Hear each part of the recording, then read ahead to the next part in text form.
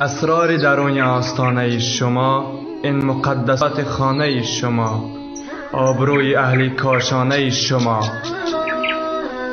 پذیرا باشید صدای رادیو پیام با برنامه آستانه.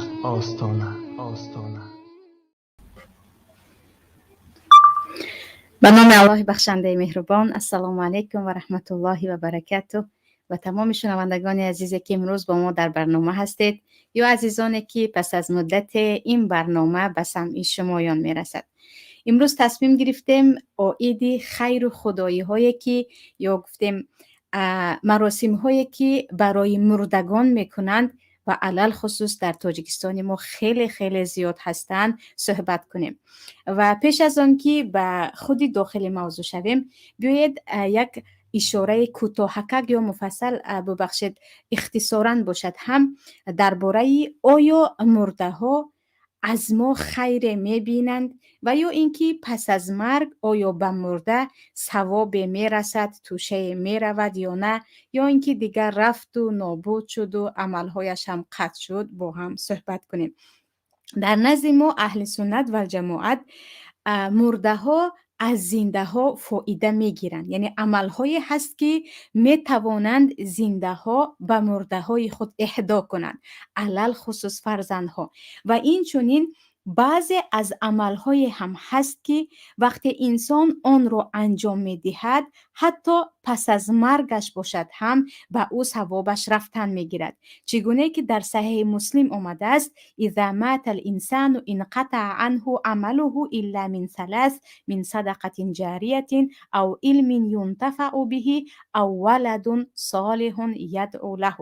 پیامبر صلی الله علیه و سلم میگویند وقتی انسان میمیرد تمام عملهای او دیگر منقطع میشوند، یعنی دیگر او هیچ عملی را کرده نمیتواند مگر سه چیز: صدقه جاریه، یعنی یک کاری را کرد که بردوام پس از مرگش هم آن کار دوام دادن میگیرد، مثل اینکه یک خانه را برای غربا یا اینکه مسافران پوشید و یا اینکه یگان مهمانخانه را برای نفرانی که از آن کشور به اینجا می آیند همچون وقف تقدیم کرد، یا باغی را گرفت و به آنجا درخت نشانید و گفت از میوه این درخت ها مردم همیشه بخورند، که اینها را صدقه جاریه میگویند. یا کتاب قرآن خرید و به مردم تقسیم کرد که از آن خواندن میگیرند. و او علم ینتفع به، یا علمی که به شاگردانش داده بود و شاگردان آن علم را به دیگران میدهند، یا فرزندی صالحی که آنچنان صالح بزرگ کرد که به پدر و مادرش دعا میکند، حق پدر و مادر رو میداند.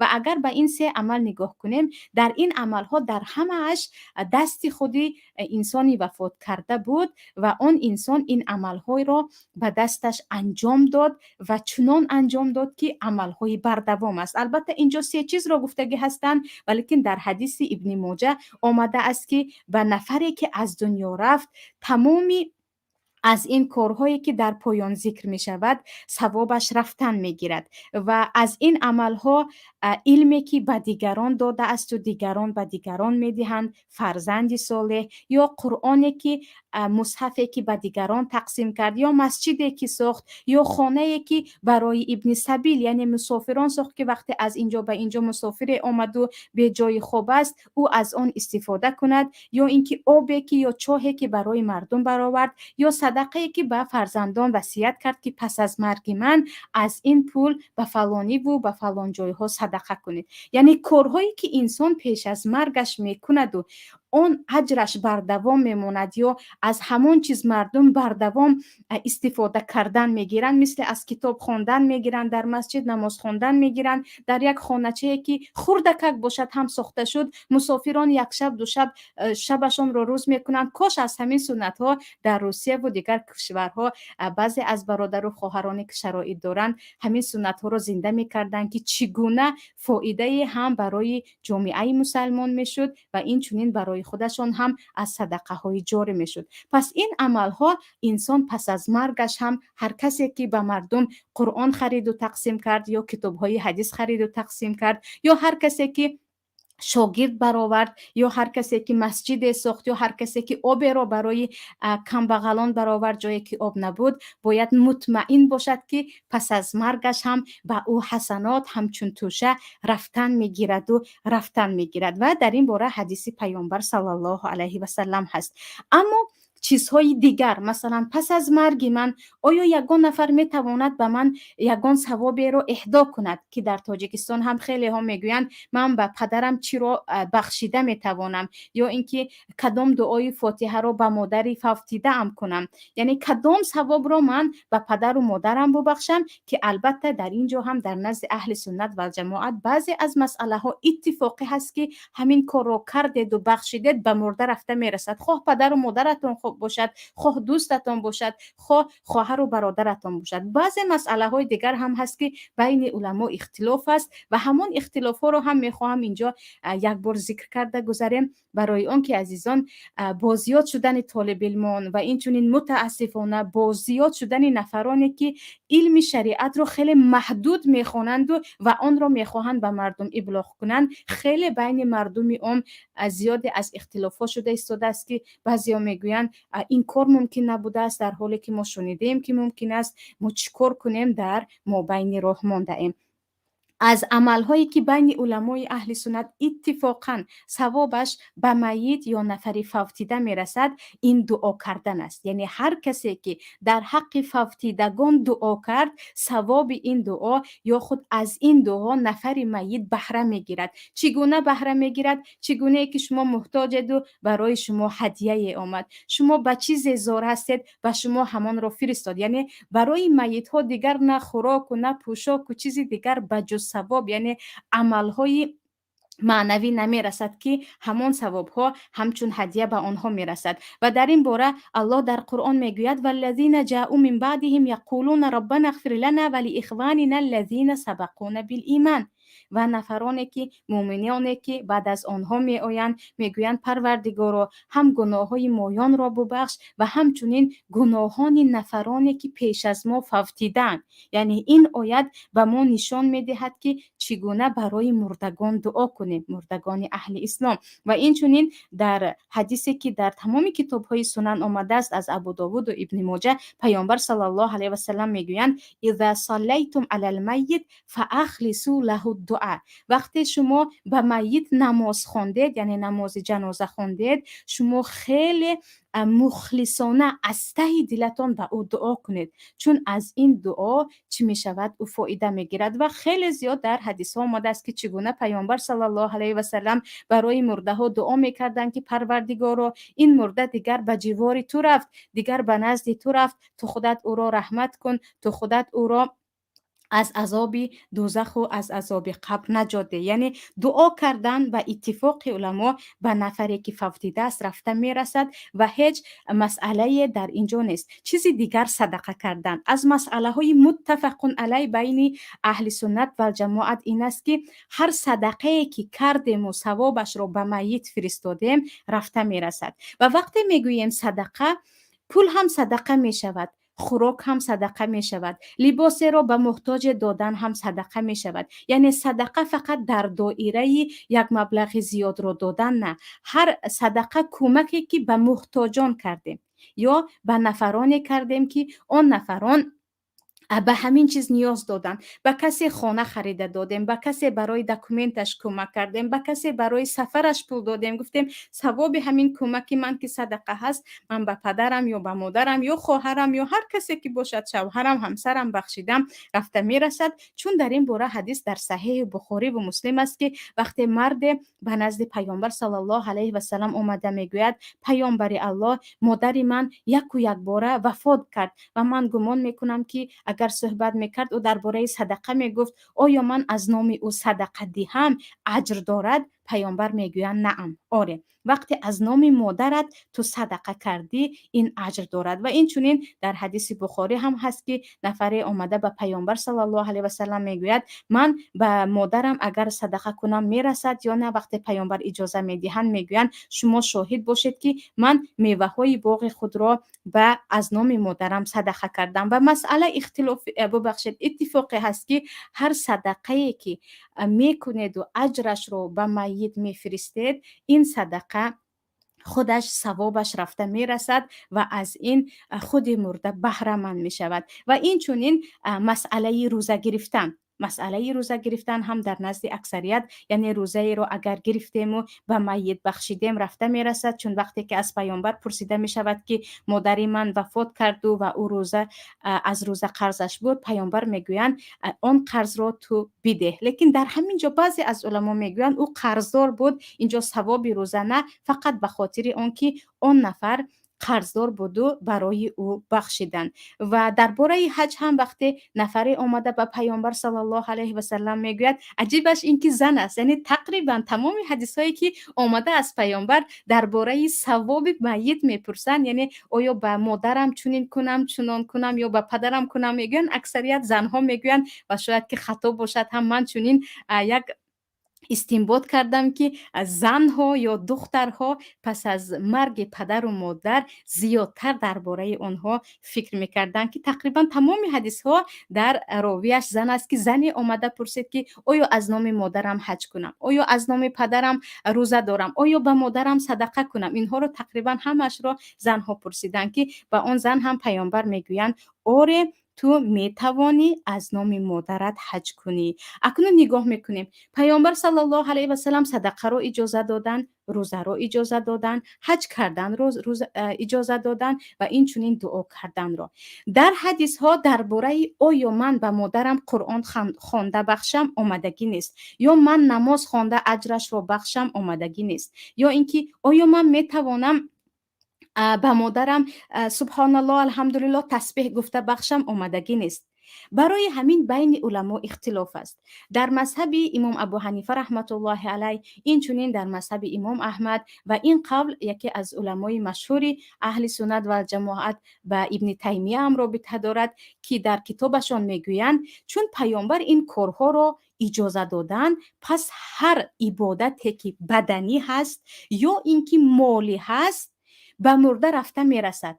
هر سبحان اللهی که گفتید رفته میرسد و هر صدقه که کردید رفته میرسد، هر نمازی که خواندید رفته میرسد، هر چیزی که نامش ثوابش ثواب است رفته میرسد. و از پیامبر چون درباره صدقه پرسیدن، پیامبر صدقه رو اجازه دادن. از پیامبر درباره روزه پرسیدن، روزه رو اجازه دادن. حج رو پرسیدن، حج رو اجازه دادن. و درباره این چیزها که پرسیدگی نبودن پیامبر در این باره صحبت نکردن. لیکن ما قیاس میکنیم، یعنی مانند میکنیم که قرآن خوانی هم ثواب دارد، چگونه که حج کردن هم ثواب دارد و چگونه که صدقه کردن هم ثواب دارد. مثل دعا کردن است، قرآن خواندن هم اجر دارد. اینها همه‌اش به چون و چرا میرسد. لیکن در نزد امام شافعی و خود امام مالک و بعضی از علمای معاصر هم میگویند نه، هر چیزی که پیامبر اجازه دادن همان رفته میرسد. اما قرآن که پیامبر درباره‌اش چیزی نگفتن، صحابگان نگفتن، اگرچه بعضی احادیث در این باره آمده است لیکن حدیث ها ضعیف است، مثل به مرده هایتان یاسین بخوانید از این آنها فایده میگیرند، یا آیت الکرسی و یا قل هو الله احد را خوانید به مرده ها است، لیکن حدیث اتفاقا حدیث های ضعیف می باشد. پس در اینجا اکثر علما میگویند رفته میرسد و بعضی از علما میگویند هر چیزی که پیامبر گفتن همان میرسد، هر چیزی که نگفتن آن را نکنید. و عجیبش عزیزان چه خیلی که گفتم یک مسئله هست که الان بین مردمی عوام میگویند ما کردیم و فلانی بدعت گفت، ما کردیم و فلانی نکنید گفت، ما چی کار کنیم؟ برای همین، برای آنکه یک چیز رو عموما ممکنه یا عموما یک چیز رو این جایز نیست گفتن، حتما باید با یک نظری فراگیر یا گفتیم با یک نظری که معتدلانه است، تعصب یک نفر نیست یا یک اقلیم و یک مکان نیست، باید به کتاب ها نگاه کنیم که علما در این باره چی میگویند و احادیث در این باره چی میگوید. پس اینجا وقتی به قول این جمهور علما نگاه کردیم، قرآن هم رفته میرسد، خود اگر روزه گرفتیم، روزه نفل یا نماز نافله خواندیم رفته میرسد. اما صدقه کردن و دعا کردن برای میت و اینچنین حج کردن و روزه گرفتن هم در اکثر به چون و چرا اگر بخشیدید رفته میرسد.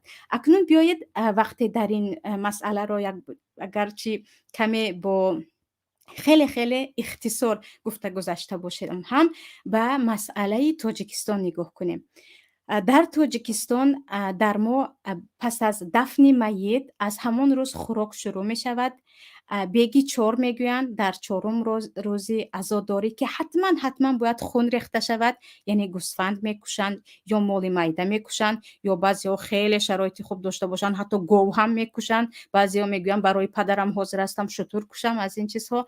بعد از این هر روز پنجشنبه یگان خوراک میکنند و به خیش و تبار میخورند. بعد از این میآید روزی 40، روزی 30 بعضی جایها، بعضی جایهای هست که سال، یعنی تا مدت 1 سال. پس از این تا مدت دور و دراز هر عید و هر چیز خوراک میکنند.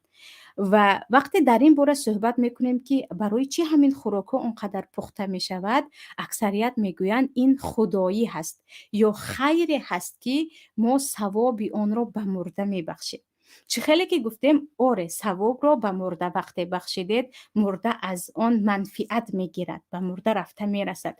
لیکن آیا خیر و خدایی هایی که در معرکه های ما دیده می شود در حقیقت خالصانه برای آن است که پروردگار این خیر را قبول کند و به مرده ما ثوابش رسد؟ یعنی این خوراکی که ما پختیم این خوراک اجرش به مرده برسد، یا اینکه ما این کارها را نه به خاطر سوختن به مرده یا اینکه دلسوزی کردن که به ارواح فلانی اجر ما رود، نبو برای اون که مردم کردند و باید کنیم، اگر نکردیم شرمنده میشویم. وقتی خدای مردم رو خوردی تو هم کردی، با همین نیت ها میکنیم. پیش از اون که این مسئله رو بسیار کنیم، بیایید به صحبتی یک خاله که خودشان هم سین سالشان بالا هست و خیلی زیاد از این عرف و عادتهای مردم آگاه هستند و خیلی زیاد مراسم های دفن و عزاداری رو هم گذرانیدند که برایشان واقعا تسلیت میگویم، چون حتی فرزند 25 ساله خیش را چند سال پیش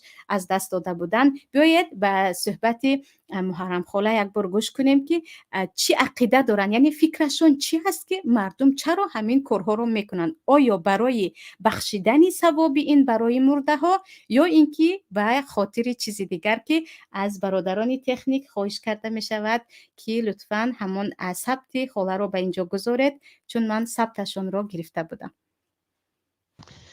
السلام علیکم و رحمت الله و برکاته. معلمه جان اکن همین عقیده من، فکری من همینه که معلمه جان بابا و بیبیمون رسم موندگی اخی 40 میتینو 7 میتینو خیلی 3 میکنن، خیلی چی خیلی کنه معلمه جان. ما هم همین نه حالی هم دوام داده 3 مکن میکنن. خیلی همین همسایه خلق تاجیکستان میکنه دکن خدایی گفته میکنن، خیلی میریم قطعی میشیم اکن. همین فکری من همینه معلمه جان. اکن میگیم اکن میشینیم میگیم که نکنیتون همین گپو نیست، در کتاب نبوده است، در کتاب قرآن نیست، آخه همین گپو نویستگی نیست، نکنیتون میگید و اکن گوش نمیکنن میکنن. آخه من نفهمم معلمه جان. اینه که ما همین نکن هم ترک گپم در روز میشد و مدرسه بخونده بودیم، همین 7 کس کلینو و قیسینگلو قطعی ما خوندن. گفت که همین خشتمان هم مرد، گفتن قینونی مرد و وای کدیم 3 روز گذشت تا هیورم گفت می اکیم گفت می در پوشون در روزه پوشونده موند. گفتیم چی به خیلی میکنی در که خدایی کردم در کردیستان گویی مگر نه من همین هفته شما مدرسه به میخونم، همین پول مدرسه میتیم ماهونه چند ماه میخونیتون پولش میتیم، یکی این خیلی گپو در قرآن نیست، من این کارو نمیکنم. بعد میگود ما گریه کردیم وای کردیم که خیلی اکن چی ما قدر نداشت، می همه بی قدر بود. میگفته حتی میگود 3 روزگیش خیلی یک مال کشت و میگود گذراندیم ما دیگه تمام دیگه نه 7 کردیم نه 40 کردیم نه دیگه کردیم. میگود خیلی هم خانون سود است ما یا نبود از قرآن با اکن میگیم میشنیم میگیم که نیست همین گپو نیست و نکنیتون، خیلی میکنن اکن معلمه جون. ای رسم و روز ای قدیم موندگی اکن هیچ نمیدونم معلمه جان، همیش دونستنی من فهمیدنی من همین قای معلمه جان.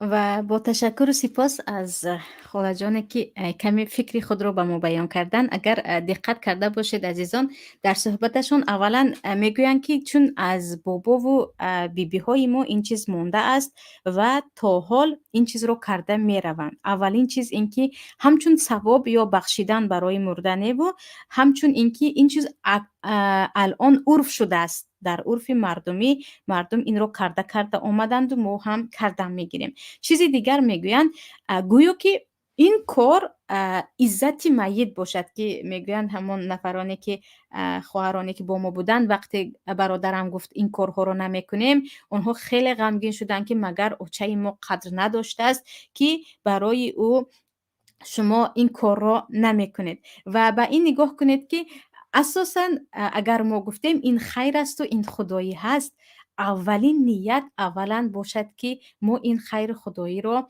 برای ثوابش را گرفته به میت فرستاندن میکنیم. لیکن خیر و خدایی هایی که در تاجیکستان می شود، اولا اگر از لحاظ شریعت نگاه کنیم و یطعمون الطعام علی حبه مسکینا و یتیما و اسیرا، در اسلام اطعام طعام یعنی خوراک دادن خودش خیر است، در حقیقت صدقه است. لیکن به کی دادنش؟ یتیما و مسکینا و اسیرا، به یتیم ها، به بیچاره ها، به اسیرها و زندانی های ما رو به یگان چون و چرا اسیر گفته می شود، یعنی در اسارت بوده ها، به دست افتاده ها و مظلوم. پس خیرها اصلا نه به دوسه شکم سیر و ببخشید توهین شود هم به دوسه دامولایی که همیشه در بینبر هستند و آنها دیگر گل دسترخوان هستند، به آنها نه. باید این خوراک، این خیر خدایی ها به نفرانی کمبغل داده شود.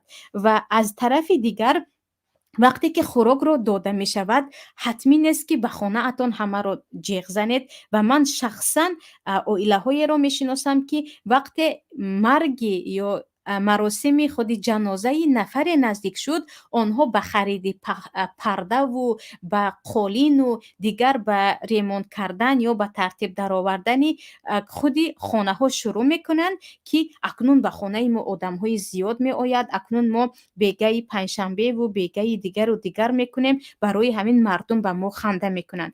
و از حق نگذاریم. باز هم با عرض معذرت خواهی، خیلی ریا در داخل خیرهای ما زیاد است. برای آنکه خیلی که گفتیم اگر خوراکی را میخواهم بپزم و من ثواب آن را میخواهم برای میتم و پدرم مادرم نفر دیگر ببخشم گفتید، حتما اون خوراک را به صاحبانش یعنی نفرانی گرسنه باید بدهیم، نه دوسته شکم سری که آنها دیگر شغلشون خوراک خوری در سر دسترخوان ها می باشد. چیزی دیگر، البته ما یتیم خانه کم نداریم، یا کم بغلانی که شکمی سر ندارن خیلی زیاد هستند. حتی سربازان ما هم از اسیرها دیگر جای کمی ندارن، سربازهای ما هم زیادی گرسنگی میکشن.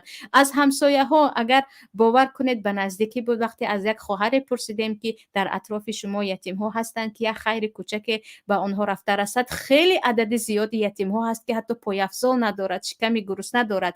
پس این خیرها رو مگر بهتر نیست که به جایی به دوسه شکم سیر دهیم یا به دوسه فامیلی خود که آنها پیش از این هم یعنی خیش و تبار ما همیشه ارزنده دسترخوان ما هستند، وسیله رحم خود به برادر و خاله و تقای و اینها خوراک پخته دادن، این یک وقت معینی جنازه ندارد. سیله رحم رو هر وقت انسان میتواند به خانه اش جیغ زند و به آنها خوراک دهد که این مسئله دیگر است. اما خیرگویان به یک خوراک رو با چقدر تنتنه و گویا که در آنجا یک توی شده باشد پختن و مخصوصی روز چهارم کردن، روز هفتم کردن، روز چهلم کردن، یک در سال کردن در یگان کتاب فقه، در یگان قول علمای، در یگان حدیث آمدگی نیست. و هزار و یک کتاب مذهب امام ابو حنیفه رحمت الله علیه را اگر دست زدید، یک جمله پیدا نمی شود که در روز هفتم باید خوراک داده شود، در روز چهارم باید گوسفند کشته شود،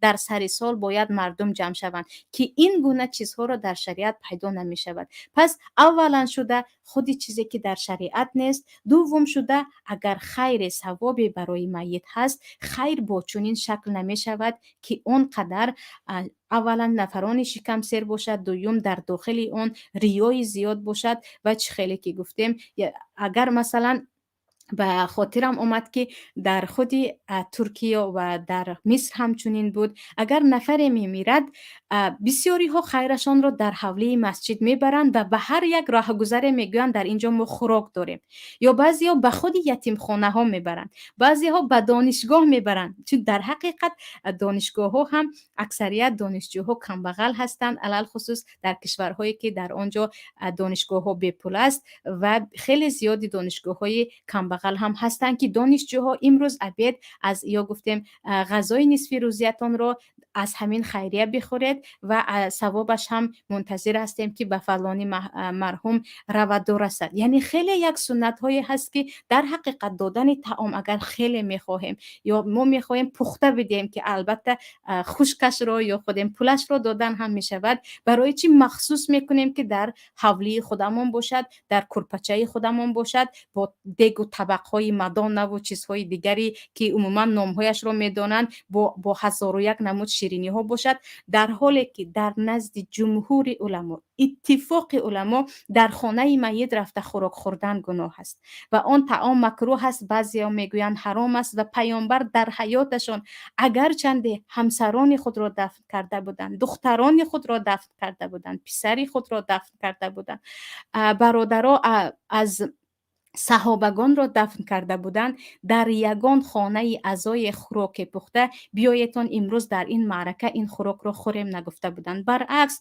جعفر وفات کرد، به اهل خانواده جعفر خوراک پخته برید، همسر او دیگر یگان وقت یا گفتیم قدرت برای طعام پخته خوردن ندارد. حضرت عایشه به عزا خوراک می بردند و به اهل میت می گفتند از این غذا بخورید، شما را دیگر غم و اندوه خیلی فرا گرفته است، من می خواهم کمی باشد هم غذا خورید و قوت گیرید که مبادا مریض نشوید. اما در ما ببخشید میگوییم خیر کرده ایستادیم، خدایی کرده ایستادیم، این خیر هم ثوابش به میت میرسد. عزیزان آیا به خاطر سوختن به میت این غذا رو میپزیم یا اینکه به خاطر خودنمایی و بعضی ها حتی در دسترخوان ماتم هم با هم مسابقه دارن، فلانی بابایش مرد یا فلانی پدرش مرد و در دسترخوانش فلان شیرینی ها بود، ما باید از آن بالاتر کنیم. فلانی پدرش مرد، ما کرپچه هایش را دیدیم که چنان بود است، ما هم باید از آن بالاتر کنیم. در این هیچ خیر وجود ندارد. ریا و سمعه می باشد که در روز قیامت در حدیث آمده است که هر کسی که برای خودنمایی کاری را کرد، پروردگار میگوید بره و اجرت را از همان نفرانی که به خاطر او کرده بودی از آن طلب کن. پس میتی که عجیبش در این است، مرده رو میمونند به حال خودش، مرده در درون قبر انتظار ثواب از پدر و از مادر و از فرزند و از همسر است.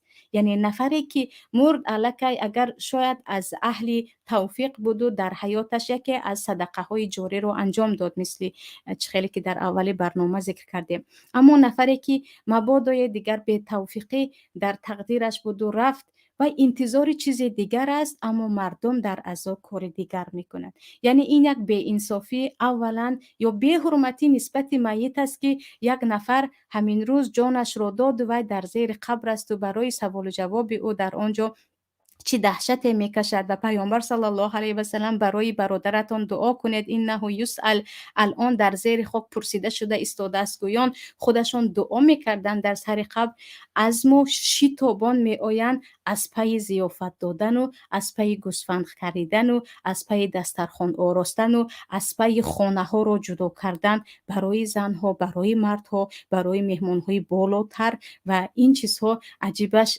زیادی حتی در خود آسیای میانه هم در تاجیکستان زیادتر است. یعنی نفری که یک نفر رو از دست داد دیگر بجای اینکه به خاطر اون میت شود که کدام عملها رو من میتوانم به او بکنم، چی ثوابی به او فرستم، من چی کار کنم که دیگر پس از مرگش هم به اون نفع من رسد، زیادتر از پس مردم بیگانه است که چیکار کنم که مردم رو یک حیرت زده کنم. یکی مردم واه گفته دهانشان رو گشایند که من چقدر دسترخوان گشودم و چقدر شوربا پختم و چیز دیگر، که باور کنید آیا این خیر است برای میت، یا این خیرمان رو برای میت بخشیده ایستادیم، یا باز میخواهیم ریاکاری کنیم و با این مراسم ها خودمان را در بین مردم نشان دهیم. و مسئله خیلی مسئله جدی تر است از اون که فکر میکنیم. برای اون که هنوز میت نمرده، اساسا حساب کتابی که اهل خانواده میت میکنن برای چیل چقدر پول میرود، برای بیگه چار چقدر پول میرود، برای هر پرشنبه که ما قرآن خوانی میکنیم، با نامش رو هم قرآن خوانی هم میگوین یا مراسم خیر هم میگوین، ما چقدر پول میدهیم. خیلی خیلی یک خزینه پول رو هم در آنجا حساب کتاب میکنن که باور کنید در شریعت ما اگر گفتیم از روی شریعت است، دروغ است که چیزی در این نیست، برعکس است. برای اهل میت باید خوراک برده داد و برای میت از کدام راه، خواه دعا باشد خواه قرآن باشد که در نزد اکثر علما قرآن رفته میرسد، خواه صدقه کردن باشد که مسئله اتفاقی هست، باید از این راه ها ببینیم که از این چقدر فایده میرسونیم. و از جهت دیگر چه خیلی که گفتیم ما خیلی خوراک پخته دادن رو اساسا در تاجیکستان دوست میدارن. مردم خیر رو اساسا در یک دیگ آش میبینن و در خود کشورهای دیگر، حتی در کشورهای عرب هم یک سنت خیلی خوب است. آره خوراک میپزن، اما خوراک رو در یک ظرف هایی که یک بار استفاده میکنید و میپرتوید، ادنرزوی میگویند به زبان روسی، همش رو جمع میکنن به نزد یگان محله های فقیر نشین یا حتی به کوچه برآورده بالای میزها گذاشته میگویند کدام انسانی که گرسنه است از این خوراک بخورید. و علل خصوص در رمضان هم ما وقتی روزه گشایان میکنیم، اون هم باید کرپچه های ما، پرده های ما، خانه های با حشمت ما رو مردم ببینند، اما اونجا هم افطار رو میگیرند و به کوچه میبرایند که مردمی که روزدار هستید و در کوچه هستید، علل خصوص نفرانی که در ایستگاه هستند، در فرودگاه هستند و در ایستگاه های قطار هستند، به آنجا میبرند و میگویند مردم از ثواب این خوراک برادر من یا پدر من بهره مند شود، از این بخورید. اگر این سنت ها جاری شود، ثوابش در حقیقت ثواب خیر می شود و میت ان شاء الله از آن استفاده می کند. و تصور کنید که خوراکی که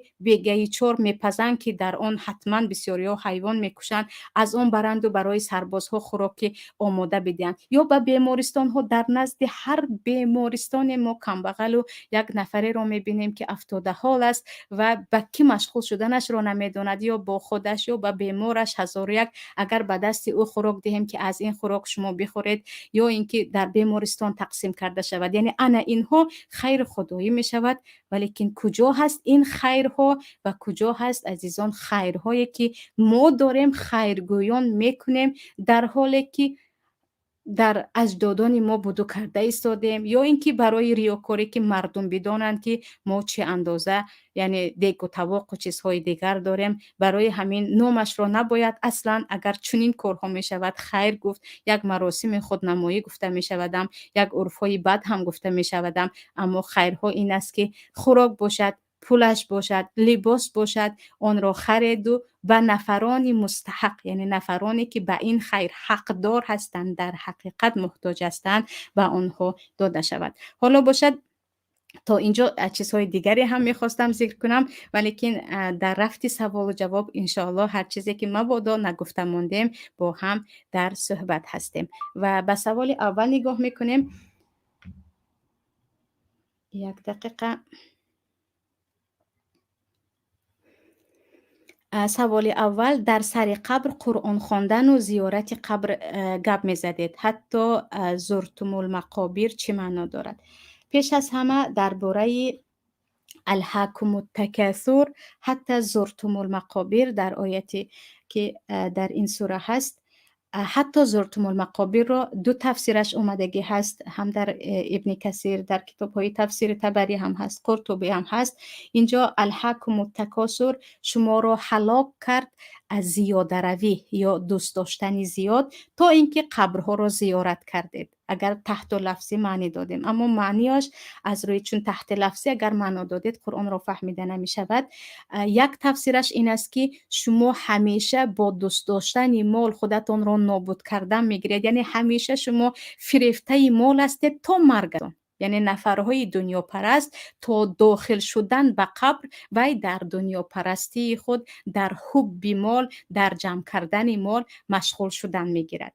و معنای دیگرش این است که آنقدر شما آبرو را دوست می‌دارید، بالای همدیگر فخر را دوست می‌دارید که حتی به قبرستان ها رفته فلان قبر را ببین، در فلان قبری که با حشمت هست بابای من خوابیده است که چنون چنان بود، به فلان قبر نگاه کن قبر عموی من است که این بود و آن بود. گویان حتی قبرها رو نشان داده هم شما بالای همدیگر فخر و برتری می‌جویید. چگونه که قبر پدر من از فلان فلان سنگ است، گویان هم نفرانی هستند چنین و نفرانی هستند که در فلان مزار در بالایش قبر اوچه من است، گویان با قبر هم میفخرند. یعنی درباره حتی زرتم المقابر دو شکل تفسیرش آمده است. اما درباره در سر قبر قرآن خوندن این مسئله اختلافی است و اگر به خودی حدیث پیامبر صلی الله علیه و سلم نگاه کنیم، چه در صحیح بخاری است در مسلم، هر کسی که وفات میکرد پیامبر صلی الله علیه و سلم در سر قبر او رفته دعا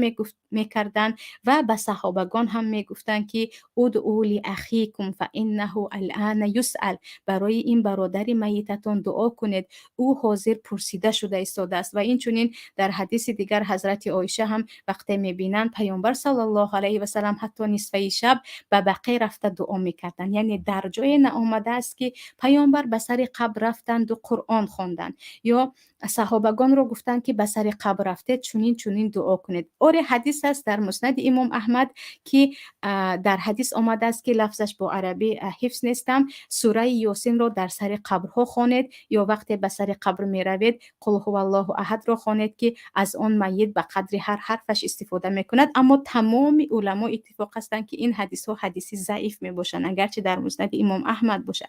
برای همین بعضی از علما و یا گفتیم حتی اکثریت میگویند کاری که پیامبر کردن آن را کنید، روید و برای میت دعا کنید و برگردید. انا بعضی از علما میگویند قرآن هر جا باشد برکت هست، هر جا باشد آرامش هست و قرآن برای زنده و میت آرامش است و برکت هست و در حدیث است که هر جایی که قرآن خوانده می شود اطراف آن را فرشته ها احاطه میکنند. برای همین در سر قبر قرآن خوانده شود هم اجرش به میت میرسد، هم اون مکانی با برکت می شود. پس مسئله اختلافی است. ایده خودی زندگی پیامبر رو نگاه کرده پیامبر نکردن نکنید میگویند بدعت است، میگویند ایده میگویند در دیگر حدیث ها هست که پیامبر جایی که قرآن خوانده می شود جایی با برکت گفتن، پس در سر قبر خوانید هم اونجا برکت می شود و از ثواب قرآن رو بخشیدید رفته می رسد و آرامش است. این چنین به نفرانی که به زیارت قبر رفتند که مسئله دو قول دارد. و اینجا هم گفتمانیم که وقتی که خودی در بعضی از نفرانی هستن که میگن هیچ مولا به مولا راست نمیگیرد، این چه زمان شد که مولا به مولا داره جنگ میکنند، یا اینکه دانشمند هرگز که نمیگویند. یعنی یک نفری که از علم شریعت با خبر هست اگر 5-6 تا زبان داند هم از ادبیات و از هزار چیز با خبر باشد هم باز میگویندش مولا. برای همین اگر اینجا مولا ها گفتیم یا نفران دانشمندهای دینی اگر از قول های علما از شمول حدیث ها با خبر باشند اونقدر جنگ و تلاش نمی شود، اونقدر کشمکشی نمی شود. ولی متاسفانه ایده هستند که یک گروه رو صحبتش رو میگیرند و فقط همین گویان دیگر مردم رو به شور میخزانند. سوال دیگر، بگاهی 4:47 را بابایم به پدرم وصیت کرده بودند. گفته بودند که از اجدادمان ماندگی کار، ملاهای نبرآمد و تنظیم به گوش نکنیتون، من وفات کنم حتما دسترخوان کنیتون، مال ذبح کنیتون. پدرم بعد وفات بابایم پنهانی همه را کردند. آیا این ثواب شد یا نه؟ سوال چنین است. پیش از همه این رو دانیم که وصیت در شریعت حق است و وصیت میت را باید ورثه یا گفتیم فرزندانش یا خش و تبورش انجام دهد، اما نه به شرط آن که این وصیت گناه باشد. وقتی وصیت بدعت است یا وصیت یک نوآوری هست که در آن خیر نیست، در آن پیامبر کرده نبودن، اجر ندارد، نباید آن را انجام داده شود و آن البته که ثواب هم ندارد، چون این چیز را اگر به خاطر اینکه اجداد ما کرده بودند و ثواب گفته کردیم، یعنی این کار ثواب دارد، در 7 در 40 در 4 خوراک دادن ثواب دارد، گفتیم 100% مسئله به بدعت میفراید، چون معنای بدعت این است که کاری را که پیامبر نکردند و در شریعت اصل ندارد انجام میدهید و میگوید ثواب دارد. و البته که نباید پدرتان این را میکردن و کاش همون پولی که برای 7 و 40 و کشتن مال بود به یگان فقیر میدادن، حتی به فرزند خود، اگر به فرزند خود دهند هم که این پول رو به تو میدهم، توی شب یا برای لباس استفاده کن، به لباس است یا راه کرا کن یا یگان چیز دیگر میگفتن، اجر آن میرسید و آن میت از آن خرسند میشد. و به الله قسم هر میتی که از دنیا رفته است، از آن که از 7 و 40 ما خرسند شود، از هر یک تین صدقه خالصانه ما بهره میگیرد و از آن خرسند میشود که شکر پروردگار که این فرزندان من این گونه ثواب ها را به من اهدا کرده ایستادند. یک مولا گفت که در مذهب حنفی قرآن خواندن در سر قبر ممکن نه. این گپ شاگرداش برآوردگی، در مذهب شاگرداش روا شدگی. این امام اعظم مذهب خودش دیگر و شاگردانش دیگر هست. پیش از همه وقتی درباره امام ابو حنیفه رحمت الله علیه صحبت میکنیم، حتما بدانیم که خود امام ابو حنیفه رحمت الله علیه هم خودشان یک تابعین هستند، از صغار، از تابعین های کوچکی در خردک که صحابگان را دیدن و هر چیزی که می شود اول شده امام ابو حنیفه چی گفتن گویان نباید داد و فغان کرد، برای اینکه خود امام ابو حنیفه میگویند وقتی که مسئله اومد و برعکس حدیث بر ضد صحبت من اومد، صحبت مرا کنار گذارید و به حدیث بچسبید. و خودشان اولا اگر به کتاب های اصلی ابو حنیفه رحمت الله علیه که متاسفانه به زبان تاجیکی ترجمه شدگی نیست، به مبسوط یا بدایع صنایع نگاه کنیم، هر یک سخنشان به یک دلیل یا از قول صحابه یا از حدیث می آورند که بعضی حدیث ها در حقیقت ضعیف است و یک نفر حق دارد که صحیح بودن حدیث را نفهمیده ماند. و در مذهب امام ابو حنیفه هم مکروه است در بالای قبر قرآن خواندن و این در نزد اکثریت هست، میگن پیامبر نکردن بهترش نکنیم، یعنی بخشیدنش جایز است اما مخصوص سر قبر برفته قرآن خواندن در حقیقت مکروه است. و شاگردانش وقتی میگویم یا زفر یا محمد یا ابو یوسف، البته که خیلی قولهای زیاد در مذهب امام ابو حنیفه رحمت الله علیه هست که شاگردانشان گپشان دیگر، مذهب امام خودی قول امام دیگر است. مثلا در مسئله مس کشیدن و جورب یا نسکی، در نزد شاگردانشان هم ابو یوسف و هم محمد مس کشیدن به جورب یا جوراب میگویم نسکی جایز است، در خود قول امام ابو حنیفه جایز نیست. یعنی اوری گوهی میشود که شاگرد با استادش گپش یا قولش عکس میبراید و این مسئله های اختلافی است که بین صحابه ها نیست، بعضی از مسئله های اختلافی بود و باقی مانده است. سوال دیگر،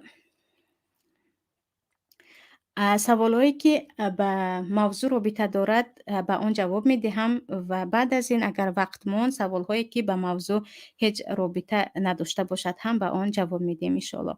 بابی می گفت که وهابی ها همین خیلی ضد دسترخوان در خانه میت هستند، شما هم ضد دسترخوان بودید. البته اگر بابیتان از اهل شریعت یا ببخشید از صحابگان تابعین باشد قولشان را تاج سر کرده قبول کنید، لیکن هر کس که از بابی و بیبی خودش با خبرتر است، اگر میدانید که نه از زبان عربی با خبر بودن، نه در حیاتشان بخاری و مسلم را به دست گرفته بودن، نه به دستشان از کتاب‌های معتبر مذهب امام ابو حنیفه را گرفته بودند، در این وقت خودتان میدانید و باز پدر بزرگتان.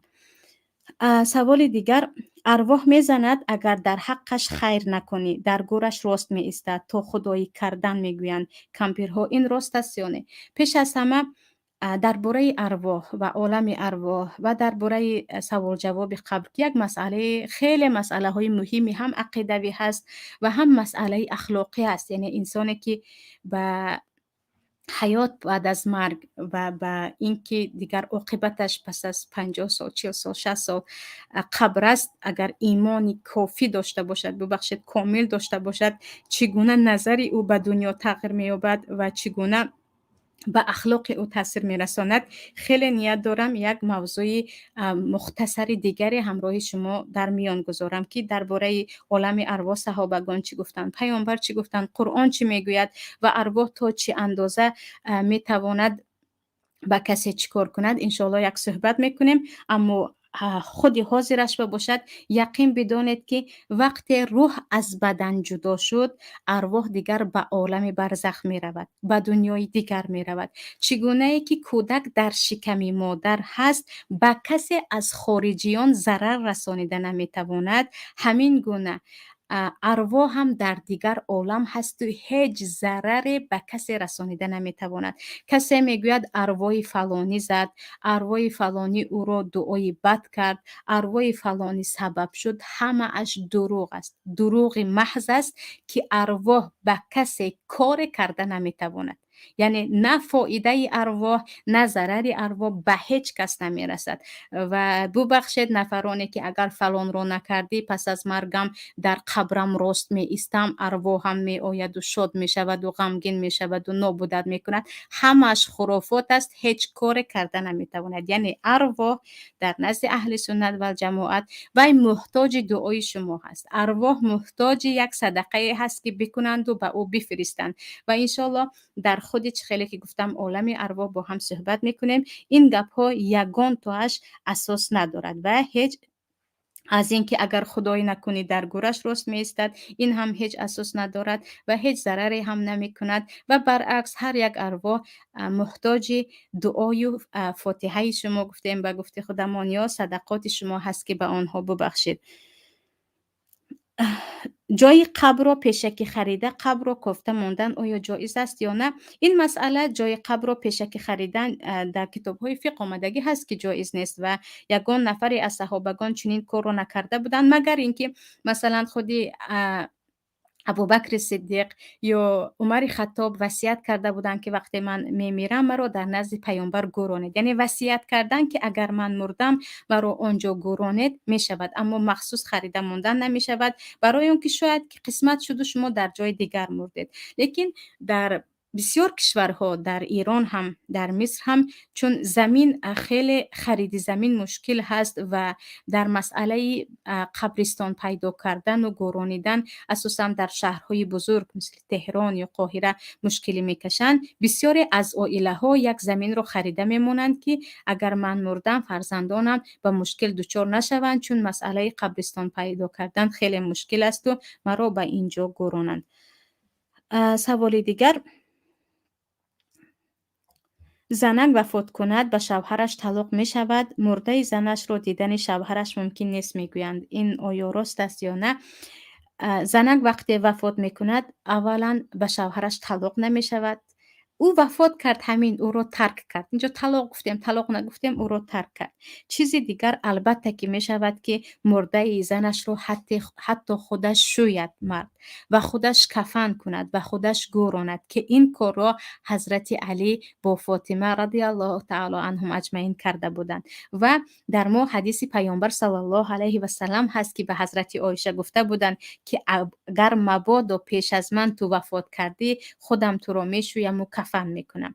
و این یک رأی از مذهب امام ابو حنیفه رحمت الله علیه هست که البته بعضا یک رأی فکری هست اما خلاف حدیث است و خودی وصیت امام ابو حنیفه این است که شمایان حدیث را گیرید، سخن مرا نگیرید. و چه خیلی که گفتم این عمل را پیامبر قولی هم گفتن، در عمل صحابگان که خودش یک دلیل قوی است. یک عمل صحابه ما دیده بودیم که حضرت علی خودشان همسرشان را شسته کفن کرده گورانیدن و اینچنین ابوبکر صدیق را همسرشان اسماء بنت امیس وقتی که میمیرند میشویند و خودشان کفن میکنند و برای این خود حضرت ابوبکر صدیق وصیت کرده بودند هیچ باک ندارد که زن شوهرش را بشوید یا شوهر همسرش را بشوید. اینجا دیگر از مرده هیچ چیزی از دستش نمی آید. برعکس این هم یک علامتی شاید محبت شدید است یا یک علامتی هست که انسان میخواهد پس از مرگش هم نفری به اعضای بدن او به جز محرم خودش نظر نکند.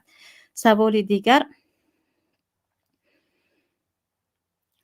بی سه شنبه بی چهارشنبه غزل خوانان میکنند قصه امام حسن و امام حسین خونده به گذشتگان میبخشند، فرزند میطلبند. این درست است یا درست نیست؟ این 100% درست نیست. برای آن که نه برای بی سه شنبه یگان دلیل است، نه بی چهارشنبه دلیل است، نه برای خواندن غزل درباره حسن و حسین نبیرگان پیامبر یگان جا اومدگی نیست. اگر خیلی میخواهید به مرده ثواب را اهدا کنید، چگونه که در سرآغاز برنامه گفتیم به مرده پیش از همه دعا کردن، همه دعایی که به مرده کردید ثوابش میرسد و خرسند میشود. هر صدقه که حتی یک کاسه خوراک را خالصانه به کمبغل دادید یا یک پارچه لباس را به یک بی لباس دادید، یک میوه را به یگان نفر کمبغل دادید، هر ثواب کوچکترین چیزی که کردید و ثوابش را بخشیدید، از صدقه کردن، از دعا کردن، از نماز نفل و روزه نفل که در نزد اکثریت هست رفته میرسد. اما این